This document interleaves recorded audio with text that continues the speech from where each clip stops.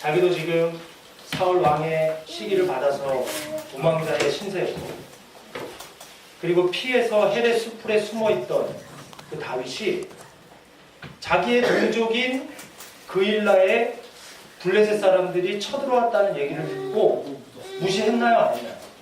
그는 무시하지 않고 적극적으로 그일라 사람들을 도와줬습니다. 지난주에 제가 이 그일라 사건을 통해서 여러분께 말씀드렸던 것은 다윗의 삶에는 한 가지 아주 중요한 삶의 특징이 있었다. 그 특징은 뭐냐면 다윗은 무슨 일을 하건 먼저 누구께 물어본다? 하나님께 묻는다. 그리고 그 하나님의 응답에 따라서 움직였다. 여러분, 제가 생각해 보니까 하나님 마음에 딱 맞는 합한 사람이 되는 것 쉽진 않은 것 같아요. 그렇죠? 우리도 우리 삶을 돌아보면서 정말로 여러분 삶 속에 문제가 올 때마다 얼마나 하나님 앞에 달려가서 기도하십니까? 참 부끄럽죠? 저도 부끄러울 때가 있습니다. 기도해야 되는 건 알지만 제가 말씀드렸습니다. 우리가 신앙생활하면서 기도해야 되는 건 알죠? 문제가 올 때마다 주님 앞에 나아가서 기도해야 되는 건 알지만 우리가 하나님 앞에 진짜로 기도하지 못하는 이유는 뭐다? 시간이 바빠서? 아닙니다. 시간은 있어요. 제일 중요한 이유 중에 하나는 제가 이거라고 말씀드렸죠. 인생의 주인이 하나님이심을 믿고 살면 그렇게 기도하게 된다. 그러나 우리가 아무리 교회를 열심히 다니고 오래 다녀도 내 마음에 내 인생의 주인이 하나님이라고 믿지 않으면 그는 어려운 상황이 오면 어떻게 될까요? 자기가 믿고 있는 그 하나님을 찾겠죠. 제가 아주 대표적인 예로 어떤 하나님이 요즘 많이 있다고 했습니까? 네이버 시민이면가 문제가 오면 그 인터넷을 검색하면서 거기에서 안정감도 누리고 거기에서 만족도 누리고 공감도 하고 하면서 자기 마음을 위로하는. 그러나 여러분, 다윗은 인생의 주인을 하나님으로 믿고 살았기 때문에 그는 어떤 순간에도 하나님께 먼저 물었다. 그리고 더 중요한 것은 그것입니다. 하나님이 응답하신 대로 그는 뭐했다? 움직였다. 이게 믿음의 사람이죠. 제가 여러분 삶에 축복하기는 여러분 삶도 하나님을 인생의 주인으로 믿으시고 기도한 후에 주께서 주시는 그 감동에 따라 순종함으로 순종의 삶을 살아가는 여러분 되시기를 예수님의 이름으로 부탁을 드립니다. 여러분, 근데 이야기가 여기에서 끝나지 않습니다. 이제 다윗은 그 어려움에 처해 있는 그일라 사람들을 가서 도와줬습니다. 위협을 감수한 거죠. 왜냐하면 지금 다윗의 상태는 도망자이기 때문에 혹시라도 자기가 그렇게 드러나면은 이 소문이 혹시라도 누구에게 들어갈까요? 사울 왕에게 들어갈 수도 있습니다. 그러나 다윗은 위험을 감수하고 그일라를 도와주었는데 정말 문제가 사무엘상 23절에 보면은 문제가 일어납니다. 뭐냐면 어떤 사람이 성경에 보면 어떤 사람이 자, 우리 한번 7절 말씀 한번 읽어볼까요? 시작. 다윗이 그일라에 온 것을 어떤 사람이 사울에게 알리매 사울이 이르되 하나님이 그를 내 손에 넘기셨도다. 그가 문과 문빗장에 있는 성읍들에 들어갔으니 갇혔도다. 여러분 보면은 저는 이 어떤 사람을 왜 빨간색으로 여기다가 해놨냐면 이 사람은 여러분 되지 마십시오. 꼭 나쁜 일을 하려고 하는 사람 주변에 고자질을 하고 그 사람이 나쁜 짓을 할 수 있도록 부추기는 사람이 있어요. 저는 우리 교회 가운데 그런 사람 없다고 믿습니다. 할렐루야? 네, 아멘 하신 분만 그런 분이신지 알겠는데요. 근데 여기 보면 지금 사울에게 어떤 사람이 다윗이 그일라에 있는 것을 고자질합니다. 사울 왕이시여, 당신이 그렇게 찾아 헤매던 다윗의 모습이 드시어 발견되었습니다. 그일라 성에 그가 있습니다라고 어떤 사람이 사울에게 알리자, 사울이, 여러분 여기 지금 빨간 줄로 친 사울의 고백 한번 우리 한번 같이 읽어볼까요? 시작. 하나님이 그들을 내 손에 넘기셨다. 여러분, 과연 하나님께서 나쁜 일을 하고 다른 사람을 죽이는 일에 하나님이 역사하셔서 그 사람과 함께 하실까? 근데 사울은 지금 다윗이 그릴라에 있다는 소식을 듣고 그가 아주 교만하게 뭐라고 고백을 하냐면 하나님이 그를 내 손에 붙이셨다고. 근데 그가 그럴 만한 이유는 뭐냐면, 보통 다윗이 그전에는 도망 다닐 때 사방이 터져 있는 데로 도망을 다녔습니다. 그래서 아무리 소식을 듣고 쫓아가도 얼마든지 도망갈 수 있지만 지금 다윗은 그일라 성이라는 곳에 있어요. 사울이 볼 때는 그가 지금 이 밑에 뭐라고 써 있습니까? 도관에 들어간 쥐처럼 보이는 거예요. 왜냐하면 뭐라고 설명합니까? 그가 문과 문빗장이 있는 성읍에 들어갔다. 그래서 빨리 우리가 추격을 해서 그 성 주위를 다 둘러서 모든 문을 다 막아버리면 다윗은 도관에 든 쥐나 다름없다라고 사울이 얘기합니다. 여러분, 여기에 너무나 중요한 사실 한 가지가 있습니다. 하나님이 왜 사울을 부르셨는가? 사울은 자기의 상황에 하나님을 맞춥니다. 자기 상황에 맞추죠? 자기가 죽이려고 했던 다윗이 나타났고 그가 지금 그일라 성에 있는 그 모습을 보고 하나님이 그를 내 손에 붙이셨다라고 얘기해요. 모든 것을 자기 상황에 하나님을 맞춥니다. 자기 편한 대로 말합니다.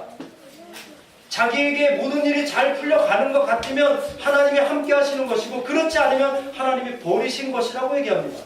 사울은 모든 상황에 하나님을 맞춰요. 여러분, 다윗을 왜 하나님이 좋아하셨을까? 다윗은 반대입니다. 하나님께 자기의 상황을 맞춰요. 앞이 보이지 않고 문제가 많고 여전히 어려움 속에 있지만 하나님께서 가라 하시면 가고 하나님이 멈추라면 멈추는 그 모습 속에서 이 바로 다윗은 하나님께 자기의 상황을 맞추는 믿음의 모습을 보여주죠. 여러분, 그런데 이 다음에 있는 8절에 보면은 사울이 너무나 신이 난 것 같아요. 거기에 신났다는 말은 없는데 제가 이 말씀을 묵상하고 또 묵상하고 사울을 딱 들여다보니까는 신났어요. 왜냐하면 거기에 이렇게 써 있어요. 사울이 모든 백성을 군사로 불러 모았다. 확신을 느낀 거예요. 이제 다윗은 도관에 든 쥐다. 얼마나 신이 났으면 모든 백성을 군사로 모아서 그일라로 내려갑니다. 꺼졌나요?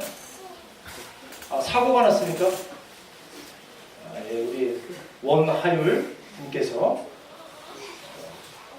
눌렀네. 버튼을 누르셨네. 괜찮아요. 하다 보면 뭐 그럴 수 있지. 그럼 보시면 그냥 제 말로 하겠습니다. 이제 켜질 때까지 사울이 자기의 군대를 불러 모아서 오늘 8절에 보면은 그일라로 내려가서 다윗과 그의 사람들을 에워싸려고 하더니 라고 말합니다. 다윗이 지금 뭐 비상사태가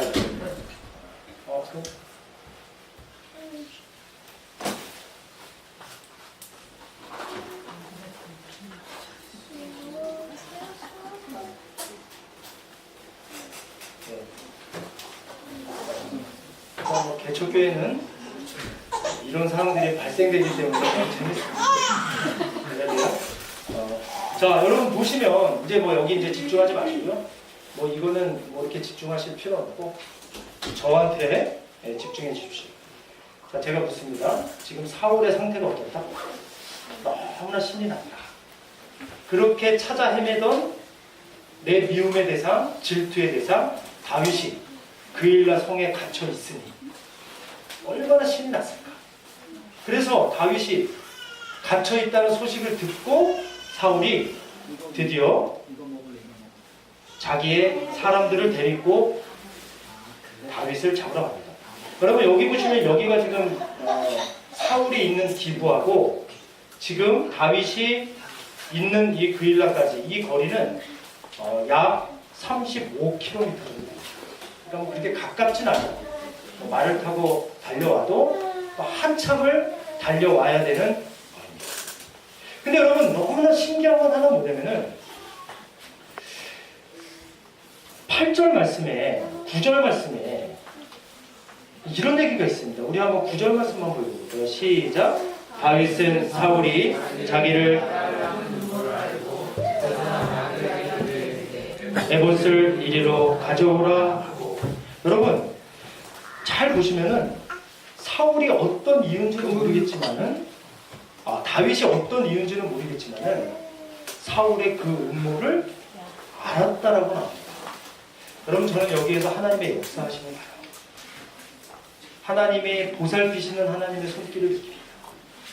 혹시 어떤 사람이 다윗에게 그 사실을 알려줬는지 아니면 그가 어떤 직관적으로 사울이 쳐들어온다는 것을 느꼈는지 상황 때문인지 사람 때문인지 알 수 없지만 이 8절 말씀에 보면 다윗이 사울의 음모를 알게 됩니다. 여러분 저는 여러분 삶에 하나님이 도와주심을 믿습니다. 그래서 성경에 그런 얘기합니다. 성도는 감당할 시험밖에 허락하지 않으신다. 막 죽을 상황이 되면 하나님께서 여러 가지 환경을 통해서 피할 길을 허락하신다. 저는 제 삶을 많이 살진 않았지만 제 삶을 통해 그 말씀이 너무나 피부로 와요. 그렇지. 내가 지금 이렇게 살아있는 거. 여러분 제가 이렇게 멀쩡하게 생겼지만 제 삶에 한 번이라도 위기가 없었을까요? 정말 이제는 막다른 골목이다라고 했을 시절이 없었을까요? 그런데 희한한 건 뭐냐면 누가 알려줘요. 어떤 상황이 갑자기 전환이 되어버려요. 그러면서 하나님이 내 삶과 함께 하시고 나를 지켜주심을 느낍니다. 여러분 오늘 이 본문의 다윗도 어떤 이유인지 모르겠지만 다윗이 그 음모를 알게 됩니다. 그리고 다윗이 사울이 지금 자기를 잡으러 온다는 이 소식을 듣고 제일 먼저 한 행동은 뭐냐면 여기서 한 가지 명령을 합니다. 뭐를 가져오라고 명령을 합니까? 에봇을 이리로 가져오라고 명령합니다. 여러분 에봇은 뭐냐면 제사장들이 이건 흉배거든요. 흉패 속에다 입는 앞치마가 됩니다. 그러니까 어떻게 보면 이 에봇, 여기가 지금 에봇이거든요. 에봇과 흉패는 한 짝이에요. 그런데 이게 중요한 게 뭐냐면은 이 에봇과 흉배 사이에 주머니가 있는데 그 안에다가 여러분 한 번은 들어보셨을 겁니다. 우림과 둠림. 뭐 이게 구체적으로 어떤 모양이다라고 나오진 않습니다. 근데 제가 찾아보니까 바둑알처럼 표현을 하더라고요. 흰색과 백색. 어쨌든 이 우림과 둠림을 가지고 하나님께 뜻을 묻고 제비뽑기 합니다. 하나님 정말 이것을 해야 합니까 말아야 됩니까를 결정하는 아주 중요한 도구가 이 에봇 속에 숨겨져 있는 우림과 둠림이에요. 그런데 여러분 얼마 전에 녹당에 큰 비극이 있었죠. 그때 모든 사람이 다 죽었는데 한 사람 도망 나왔죠? 그 사람의 이름 혹시 기억하십니까? 장집사님 아비아달. 근데 이 사람이 도망 나올 때 그냥 오지 않았어요. 바로 이 에봇을 가지고 도망을 왔습니다.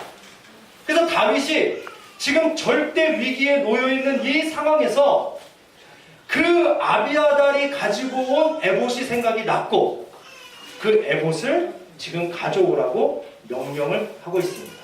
여러분 제가 한번 물어볼게요. 다윗이 왜 이 위기의 순간에 에봇을 가져오라고 했을까? 왜 가져오라고 했을까요? 너무 쉬워서 대답하기가 왜 가져오라 그랬을까요? 그 흉배 보석 잘생겼다 하면 보석이나 한번 관찰해 볼까? 그럼 가져온 거 아니겠죠? 에봇을 가져오라고 한 유일한 이유가 있다면 누구께 물으려고? 하나님께 물으려고 지금 에봇을 가져오려고 합니다. 저는 여기에서 다윗의 당연한 태도라고 봐요. 왜냐하면 다윗은 하나님을 주인으로 생각했잖아요. 그렇게 믿고 살았잖아요. 그러니까 이 순간에도 다른 것들을 하기 전에 군사를 모으고 우리가 어떻게 도망가야 하나, 아니면 사울이 지금 어디까지 쫓아왔나, 세상적인 것을 알아보기 전에 에봇을 가지고 하나님께 물어보려고 에봇을 가져오라고 합니다. 그리고 10절에 보면은 다윗이 기도하죠. 기도 내용은 딱 두 가지로 정리가 됩니다. 하나는 뭐냐면 여기 있습니다. 그일라 사람들이 나를 그의 손에 넘기겠나이까. 한 가지가 질문이 하나님께 기도하는 내용입니다. 정말 나를 도와줬던, 내가 도와줬던 이 그일라 사람들이 나를 사울의 손에 넘기겠습니까? 이 질문이고, 또 하나 질문은 주의 종이 들은 대로 사울이 내려오겠나이까. 이것을 이 위기의 순간에 다윗이 하나님께 물어봅니다. 그리고 12절에 보면 하나님께서 이렇게 응답하시죠. 같이 읽어볼까요? 시작. 그가 내려온다. 하나님은요, 굉장히 그냥 명계, 지금 급할 때잖아요. 그가 내려온다. 정말 내려온다. 이 얘기를 합니다. 근데 한 가지 응답 안 해주셨죠? 질문한 것 중에. 그 사람들이 넘기겠습니까? 12절에 사울이 질문하죠. 그일라 사람들이 우리를 사울 손에 넘기겠습니까? 하고 한 번 더 물어보자.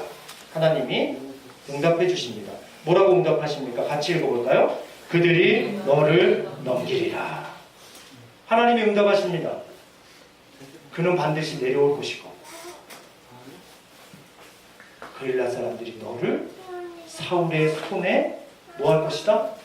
넘기리라. 하나님께서 지금 다윗에게 이런 응답을 주시죠. 여러분, 제가 생각해봤어요. 이게 다윗이 기대했던 응답일까요? 아니죠. 사울 절대 안 내려와. 내가 막지. 해주시든지. 그 사람이 아무리 공격을 해와도 네가 사랑을 베풀었고 도와주었던 그일라 사람들이 너는 절대로 넘겨주지 않을 거야 라고 해야지 기도 응답이죠. 그러나 지금 하나님께서 응답하시는 것은 기대했던 답이 아닐 수도 있어요. 여러분, 근데 중요한 것은 그래도 뭐는 뭐다? 응답은 응답이다. 그게 너무나 중요한 사실입니다. 그래도 응답은 응답이다. 여러분, 여기서 우리는 한 가지 진리를 찾게 됩니다. 하나님은 항상 우리 기도에 뭐 하신다? 응답하신다. 그런데 내가 선택하는 거예요. 내가 원했던 대로 해주면 응답입니다. 그러나 내가 원하는 대로 해주지 않으면 응답하지 않으셨다고 말해요.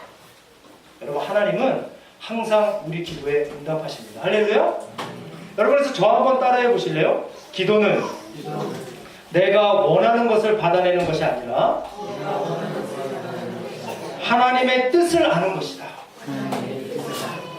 내 뜻을 하나님의 뜻에 굴복시키는 것이다. 여러분, 분명히 기억하십시오. 기도는 내 뜻을 이루는 건 아닙니다. 하나님의 뜻이 무엇인지 알고 그 하나님의 뜻에 내 뜻을 굴복시키는 것, 이것이 바로 기도입니다. 여러분, 그런데 이 다음 다윗의 태도에서 저는 다윗의 그런 위대함을 보게 됩니다. 왜냐하면 다윗이 이 부정적인 반응에 어떻게 응답했을까? 어떻게 반응을 했을까? 아마 이렇게 생각할 수 있겠죠. 에이, 내가 기도는 했지만 하나님이 지금 나에게 이런 감동을 주셨지만 에이, 설마 사울이 내려오겠어? 아이, 설마. 그래도 내가 세영이를 그렇게 도와줬는데 제가 나를 대신하고 나를 다른 사람한테 넘길까? 설마 그렇게 하지 않을 거야. 그리고 아직 시간이 많이 남았잖아. 천천히 생각해보자. 그러지 않았습니다. 13절 말씀에 보면은 다윗이 하나님의 말씀을 신뢰하고 행동을 취합니다. 우리 한번 같이 13절 말씀 읽어볼까요? 시작. 다윗과 그의 사람 600명 가량이 일어나 그를 떠나서 갈 수 있는 곳으로 여러분 여기에 이렇게 말합니다. 다윗이 그의 사람 600명 가량을 데리고 그 일날을 떠나서 갈 수 있는 데까지 도망을 갔다. 여러분 여기서 다윗의 순종의 모습이 보이나요? 부정적인 하나님의 응답에 그것도 하나님의 응답으로 그는 믿죠. 그리고 그 일이 곧 일어날 것도 그는 믿고 있습니다. 하나님의 말씀을 적극적으로 신뢰하면서 적극적으로 상황을 대처하고 있습니다. 훌륭한 지도자라고 생각해요. 적극적으로 그 상황을 대처하고 있는 다윗의 모습을 우리는 볼 수가 있어요. 갈 수 있는 데까지 자기의 사람을 데리고 도망을 갔다.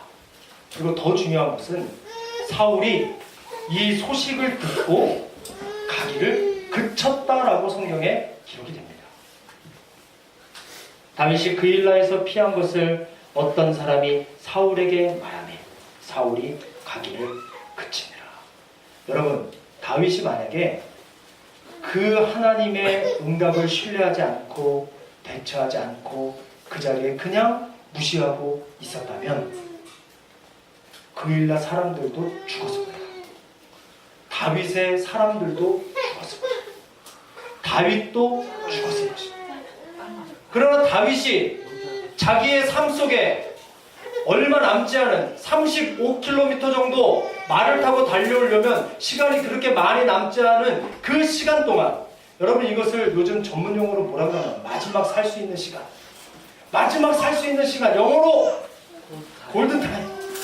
이 골든타임. 이 골든타임을 다윗은 적극적으로 활용합니다. 여러분 근데 사실 이 골든타임이라는 단어는 뭐 사전적인 정의는 되어 있지 않죠. 이게 의학 용어로 사용된 겁니다. 심장의 기능이 정지되었을 때 응급 조치를 해서 다시 심장이 뛰고 모든 기관이 대부분 정상으로 돌아올 수 있는 마지막 시간 4분. 이것이 바로 골든타임입니다. 다윗은 자기에게 주어진 골든타임을 적극적으로 대처해서 모든 사람을 다 살려버렸어요. 여러분 우리는 작년에 4월이었죠. 이 골든타임 얘기를 정말 지겹게도 많이 했습니다. 세월호가 정말 그 아침에 황당하게 침몰하는 그 현장을 우리가 목격하면서 그 선원과 선장들 그리고 정부의 담당자들 그것을 적극 대처해야 될 해경들이 마지막 골든타임을 놓쳐요. 서로 떠넘긴 거예요. 해경은 다른 사람들이 자기 권한에 들어오는 것을 막 거부해버려요.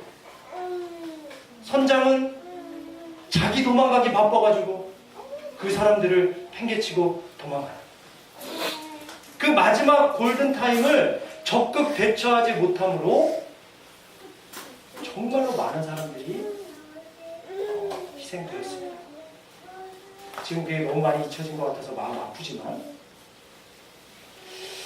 여러분 제가 저번에 설교 시간에 한번 말씀드린 것 같은데 한국의 기독교가 계속 감소가 되고 있습니다. 80%가 미자립교이고 2050년도가 되면 한국의 기독교는 지금 인구의 3분의 1로 줄어듭니다. 한 300만 될 200에서 300만. 전국의 주일학교는 대부분 문을 닫게 될 것이고 교회의 재정 또한 감소가 돼서 교회 재정이 감소되다 보니까 사역자를 쓸 수 없어서 교회도 점점 무너지게 된다고 말씀드렸어요. 그러면서 그 기도하는 분이나 그 미래학을 공부하신 그 학자들이 한결같이 주장하는 것은 뭐냐면 하나님이 우리 한국 기독교를 사랑하셔서 지금 마지막 10년의 골든타임을 허락하셨다고 말합니다. 여러분 어떤 사람은 이것을 그냥 무시해버릴까? 아 지금까지도 잘해왔는데 설마 하나님이 우리나라 지켜주시겠지. 그래, 뭐 나는 대충 안 해도 목사님만 열심히 기도하면 되잖아. 그냥 지금도 잘해왔는데 하나님이 설마 그러겠어? 라고 이 경고를 무시하는 사람도 있을 것이고, 어떤 사람은 이 경고를 하나님의 음성으로 듣죠. 아, 그렇구나. 기도해야 되겠다. 우리 사랑하는 교회가 비록 작은 교회고 많지 않은 인원이 있지만 우리라도 뜨겁게 주님 앞에 나가서 기도해야 되겠다. 우리가 제대로 살아야 되겠다. 그리스도인다운 모습을 이 세상에 보여주며 살아야 되겠다. 이 10년을 다음 세대를 키워가면서 적극적으로 이 순간을 대처해야 되겠다라고 우리가 만약에 이 하나님이 주어주신 마지막 10년의 골든타임을 잘 사용한다면 저는 우리 한국 기독교에 소망이 있다고 믿습니다. 할렐루야. 다윗처럼 하나님의 경고의 메시지를 하나님의 음성으로 확신하고 그것을 붙들고 믿음으로 나아가면 하나님께서 반드시 위기를 기회로 만들어 주실 줄로 믿습니다. 여러분, 다윗의 본받을 자, 그는 물론 문제도 많습니다. 여전히 연약한 인간이나 그는 하나님을 자기 인생의 주인으로 섬겼다는 거예요. 그리고 어려운 문제가 올 때마다 그 하나님께 나아가 기도합니다. 그리고 하나님께서 주시는 마음의 감동에 따라 그 말씀대로 순종하는 삶을 살아가요. 여러분, 이것이 바로 하나님 사람의 특징입니다. 한 가지 제가 더 예 들어드리고 마치도록 하겠습니다. 여러분, 역대하 20장에 보면은 여러분들이 한 번쯤은 들어봤을 유다왕 여호사밧이라는 사람이 나옵니다. 근데 여러분, 이 여호사밧 왕이 통치하던 시절에 어느 날 모압과 암몬과 마온 사람들이 연합을 해서 쳐들어온다는 소식을 듣습니다. 그런데 그 성경에 보면은 여호사밧 왕이 그들이 쳐들어온다는 소식을 듣고 너무나 두려워해요. 그리고 그가 평소에 자기가 인생의 주인이라고 여겼던 곳으로 갑니다. 그곳이 어디냐면 하나님의 성전이에요. 그 왕이 그 전쟁의 위기의 순간에 하나님 앞에 나아가서 기도합니다. 저는 여기서 다윗의 모습을 또 봤어요. 아, 이 여호사밧 왕도 자기 인생의 주인을 하나님으로 주었구나. 위기가 와, 어려움이 와, 하나님 앞에 기도하면서 그가 이런 고백을 해요. 여호사밧이 두려워 여호와께로 낯을 향하여 간구하고 여호와께 간구하고. 그래서 그가 성전 앞에 나가서 이런 기도를 합니다. 우리 같이 한번 이 본문 읽어볼까요? 시작. 주는 하늘에서 하나님이 아니시니까 이방 사람들의 모든 나라를 다스리지 아니하시나이까. 주의 권세와 능력이 있사오니 능히 주와 맞설 사람이 없나이까. 우리를 치러오는 이 큰 무리를 우리가 대적할 능력이 없고 어떻게 할 줄도 알지 못하겠고 오직 주만 바라보나이다. 할렐루야. 왕이 고백합니다. 하나님밖에 없습니다. 하나님은 모든 나라의 왕 아니십니까? 제 삶의 왕일 뿐만 아니라 모든 나라의 왕이시지 않습니까? 제가 저의 왕 되신 주님만을 바라봅니다. 그러면서 온 백성들에게 금식을 선포하게 합니다. 그리고 온 유다 사람들이 다 성전으로 와서 함께 기도해요. 그런데 그들이 함께 기도하던 중 한 사람 야하시엘이라는 사람에게 주의 영이 기도하는 중에 임합니다. 자, 그러면서 그 사람에게 하나님이 특별한 말씀을 주셔요. 우리 다 같이 한번 읽어볼까요? 여기 너희는부터 한번 읽겠습니다. 시작. 너희는 이 큰 무리로 말미암아 두려워하거나 놀라지 말라. 이 전쟁은 너희에게 속한 것이 아니요 하나님께 속한 것이다. 이 전쟁에는 너희가 싸울 것이 없나니 대열을 이루고 서서 너희와 함께한 여호와가 구원하는 것을 보라. 유다와 예루살렘아, 너희는 두려워하지 말며 놀라지 말고 내일 그들의 여호와가 너희와 함께하리라. 여러분, 하나님께서 그들이 간절하게 주님 앞에 기도하는데 하나님께서 한 사람을 통하여 응답하십니다. 두려워하지 말아라. 이 전쟁은 너희에게 속한 것이 아니라 내게 속한 것이다. 너희는 두려워하지 말고 대열을 이루고 서서 나와 함께한 여호와가 어떻게 구원하는지 그냥 보라는 거예요. 여러분의 더 중요한 것은 이 응답을 받고 여호사밧의 태도입니다. 그가 이 기도 응답을 받고 하나님께 예배드려요. 찬양합니다. 지금 모압 사람은 쳐들어오고 있어요. 우리가 승리했다고 확신하면서 하나님께 영광을 돌리고 찬양을 합니다. 그들이 쳐들어오는 순간까지요. 그리고 여러분 성경에 실제로 보면은 22절에 이런 얘기가 있습니다. 그 노래와 찬송이 시작될 때에 여호사밧과 그의 백성이 승리를 확신하면서 하나님의 응답을 믿고 찬송을 부르기 시작할 때 뭐라고 써있냐면 여호와께서 복병을 두어 유다를 치러 온 암몬 자손과 모압과 세일산 주민들을 치게 하심으로 그들이 패하였다. 할렐루야. 하나님이 실제로 복병을 두어 그들을 그 어려움에서 구원하는 역사를 이루셨다. 여러분 그러면서 여호사밧 삶의 결론을 이렇게 얘기합니다. 여호사밧의 나라가 태평하였으니 그 다음 구절 우리 다 같이 한번 읽어볼까요? 시작. 이는 사방에서 그들에게 평강을 주셨음이라. 아멘. 여러분 그 후로 여호사밧의 나라가 태평을 이룹니다. 그 이유는 오직 한 가지. 그가 그렇게 신뢰하고 그가 하나님으로 믿었던 인생의 주인으로 믿었던 그 하나님이 사방에서 그들에게 평강을 주셨기 때문에 여호사밧의 삶은 이스라엘 나라는 태평할 수 있었다. 여러분 다윗도 이 그일라 사건 이후에 계속해서 도망자의 삶을 살아갑니다. 우리가 오늘 읽었던 사무엘상 23장 14절에 그의 삶도 이렇게 정리하죠.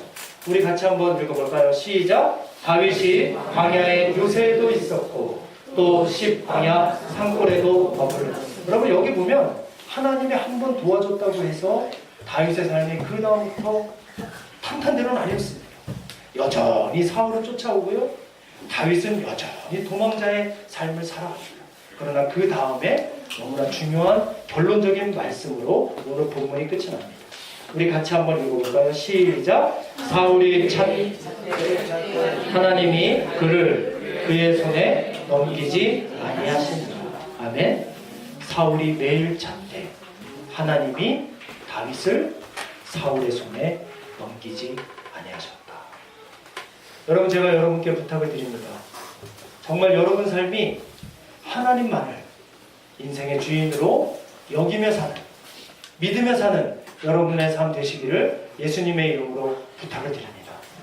문제가 올 때마다 주님 앞에 나가 기도하십시오. 그리고 주님께서 사람을 통해서건 말씀을 통해서건 아니면 내 영혼이 내 마음을 통해서건 하나님이 여러분에게 어떠한 마음의 감동과 확신을 주실 때는 그 말씀대로 순종하는 삶을 살아가십시오. 그러면 하나님께서 여러분의 삶을 태평하게 해주실 뿐만 아니라 여러분 삶에 동행해 주셔서 어떤 악한 손도 여러분의 삶을 빼앗아가지 못하도록 영원히 지켜주실 줄로 믿습니다. 우리 함께 기도하겠습니다. 다 같이 눈 감아주시죠.